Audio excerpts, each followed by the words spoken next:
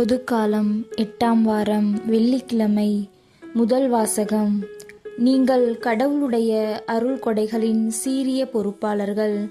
திருத்துதர் பேதுரு எழுதிய முதல் திருமுகத்திலிருந்து வாசகம்.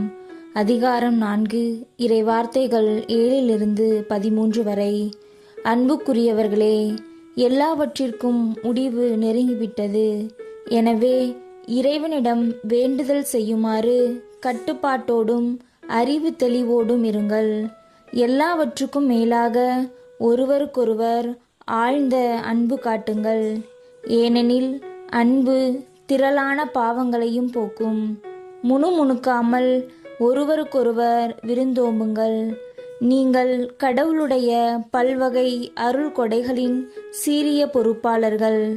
எனவே உங்களுள் ஒவ்வொருவரும் தாம் பெற்றுக்கொண்ட அருள் கொடையை பயன்படுத்தி ஒருவருக்கொருவர் பணிபுரியுங்கள்.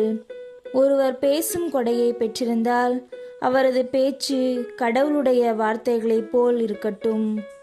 ஒருவர் பணி செய்யும் கொடையை பெற்றிருந்தால் கடவுள் அருளும் ஆற்றலை பெற்றவர் போல் பணி செய்யட்டும். இவ்வாறு இயேசு கிறிஸ்துவின் வழியாக கடவுள் அனைத்திலும் பெருமை பெறுவார். அவருக்கே மாட்சியும் வல்லமையும் என்றென்றும் உரித்தாகுக. ஆமேன். அன்புக்குரியவர்களே, துன்பத்தீயில் நீங்கள் சோதிக்கப்படும்போது ஏதோ எதிர்பாராதது நேர்ந்துவிட்டதென வியக்காதீர்கள். மாறாக கிறிஸ்துவின் துன்பங்களில் நீங்கள் இத்துணை பங்கு கொள்கிறீர்கள் என எண்ணி மகிழுங்கள். அப்பொழுது கிறிஸ்துவின் மாட்சி வெளிப்படும் வேளையில் இன்னும் மகிழ்ந்து பேருவகை கொள்வீர்கள். ஆண்டவரின் அருள்வாக்கு. இறைவா, உமக்கு நன்றி. பதிலுரை பாடல். திருப்பாடல் 96. மண்ணுலகிற்கு நீதி தீர்ப்பு வழங்க ஆண்டவர் வருகின்றார். வேற்றினத்தாரிடையே கூறுங்கள், ஆண்டவரே ஆட்சி செய்கின்றார். பூவுலகு உறுதியாக நிலைநிறுத்தப்பட்டுள்ளது, அது அசைவுறாது. அவர் மக்களினங்களை நீதி வழுவாது தீர்ப்பிடுவார். பல்லவி.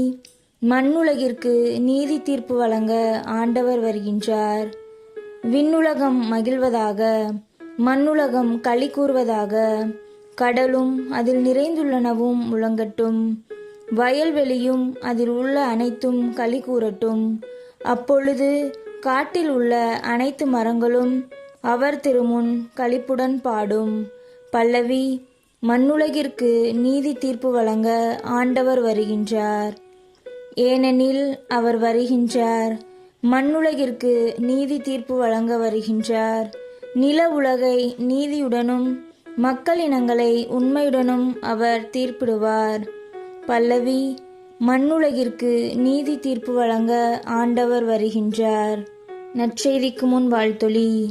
அல்லேலுயா, அல்லேலுயா. ஆண்டவர் கூறுகிறார், நான் தான் உங்களை தேர்ந்து கொண்டேன். நீங்கள் கனி தரவும் நீங்கள் தரும் கனி நிலைத்திருக்கவும் உங்களை ஏற்படுத்தினேன். அல்லேலுயா. நற்செய்தி வாசகம். என் இல்லம் மக்கள் அனைவருக்கும் உரிய இறைவேண்டலின் வீடு. மார்க் எழுதிய தூய நற்செய்தியிலிருந்து வாசகம். அதிகாரம் 11, இறை வார்த்தைகள் 11-26 வரை. அக்காலத்தில் இயேசு எருசலேமுக்குள் சென்று கோவிலில் நுழைந்தார். அவர் அனைத்தையும் சுற்றி பார்த்துவிட்டு, ஏற்கனவே மாலை வேளையாகிவிட்டதால் 12 பெத்தானியாவுக்கு புறப்பட்டு சென்றார். மறுநாள் பெத்தானியாவை விட்டு அவர்கள் திரும்பிய பொழுது இயேசுவுக்கு பசி உண்டாயிற்று. இலையடர்ந்த ஓர் அத்திமரத்தை அவர் தொலையிலிருந்து கண்டு, அதில் ஏதாவது கிடைக்குமா என்று அதன் அருகில் சென்றார். சென்றபோது இலைகளை தவிர வேறு எதையும் அவர் காணவில்லை, ஏனெனில் அது அத்தி பழக்காலம் அல்ல. அவர் அதை பார்த்து, இனி உன் கனியை யாரும் உண்ணவே கூடாது என்றார். அவருடைய சீடர்கள் இதை கேட்டுக்கொண்டிருந்தார்கள். அவர்கள் எருசலேமுக்கு வந்தார்கள். கோவிலுக்குள் சென்றதும் இயேசு அங்கு விற்பவர்களையும் வாங்குபவர்களையும் வெளியே துரத்த தொடங்கினார். நாணயம் மாற்றுவோரின் மேசைகளையும் புறா விற்பவர்களின் இருக்கைகளையும் கவிழ்த்து போட்டார். கோவில் வழியாக எந்த பொருளையும் எடுத்துச் செல்ல அவர் விடவில்லை.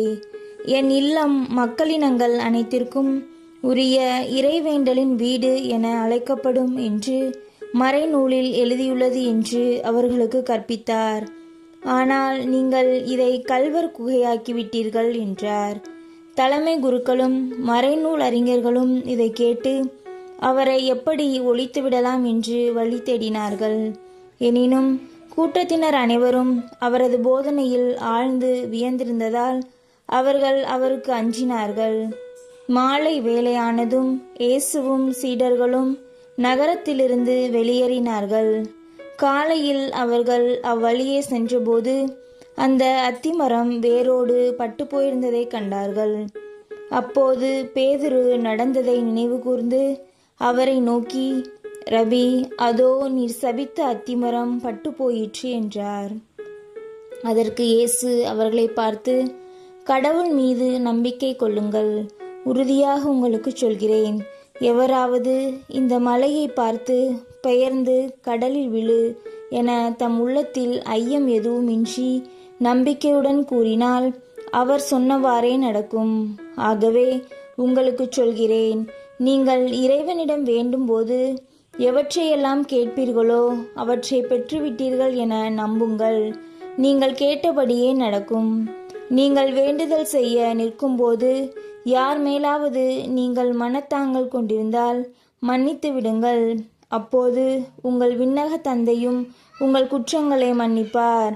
நீங்கள் மன்னிக்காவிட்டால் உங்கள் விண்ணக தந்தையும் உங்கள் குற்றங்களை மன்னிக்க மாட்டார் என்று கூறினார். ஆண்டவரின் அருள்வாக்கு. கிறிஸ்துவே உமக்கு புகழ்.